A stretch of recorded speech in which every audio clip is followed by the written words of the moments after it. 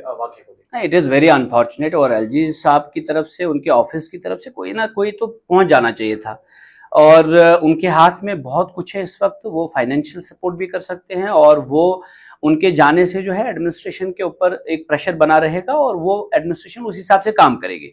लेकिन it is very unfortunate कि इतनी बड़ी आपदा आई, इतना बड़ा नुकसान हुआ, और फिर भी अगर जो स्टेट के सबसे ताकतवर इस वक्त इंसान हैं, जो यूटी के सबसे ताकतवर शख्स हैं, अगर वही नहीं वहाँ जाते हैं तो मुझे लगता है ये हमारे लिए बहुत बड़ी बदकिस्मती है। और अगर वो डांस पार्टीज में भी चले जाते हैं, लेकिन इस तरह के जो मामलात हैं अगर वो देखने नहीं जाते हैं, I think he has no right to sit on the chair of lieutenant governor. और वहाँ का जो नुकसान है उसका असेसमेंट जो किया जा रहा है वो बहुत ज़्यादा है।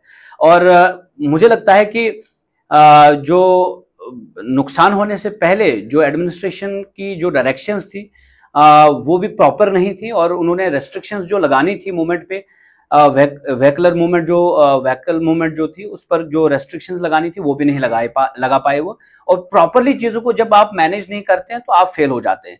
ये जो फेलियर है ये एडमिनिस्ट्रेशन का भी फेलियर है, और हम एडमिनिस्ट्रेशन की तारीफ ही सिर्फ करते रहें इससे बात नहीं बनेगी। अल्टीमेटली लोग जो सफर कर रहे हैं हमें बोलना पड़ेगा, और कहाँ कहाँ से फोन कॉल्स आ रहे हैं लोगों को, नेताओं को, कि भाई यहाँ भी नुकसान है, वहां पर भी नुकसान है, हर जगह नुकसान देखने को मिला। तो इस तरह की तैयारियां क्यों नहीं रखती एडमिनिस्ट्रेशन? और इंफ्रास्ट्रक्चर में जो जब बनाते हैं इंफ्रास्ट्रक्चर, सड़कें बनाते हैं आप, नदी नालों में जब आप प्रोटेक्शन बंड लगवाते हैं, उस वक्त जब आप चीजों को ठीक तरीके से नहीं देखते हैं और काम अच्छे से नहीं कराते हैं, तो फिर वो जो प्रोटेक्शन बंड 2 मिनट में बह जाते हैं और वो चले जाते हैं नदी नालों में। और ये सारी चीजें जो हैं, ये लैक ऑफ ये जो मॉनिटरिंग है और करप्शन के जो ढेर हैं, उसकी वजह से सारी चीजें जो है पुअर इंफ्रास्ट्रक्चर बनता है। और फिर उसके बाद जो है जब इस तरह की आफतें आती हैं तो फिर उसमें लोगों को बहुत सफर करना पड़ता है।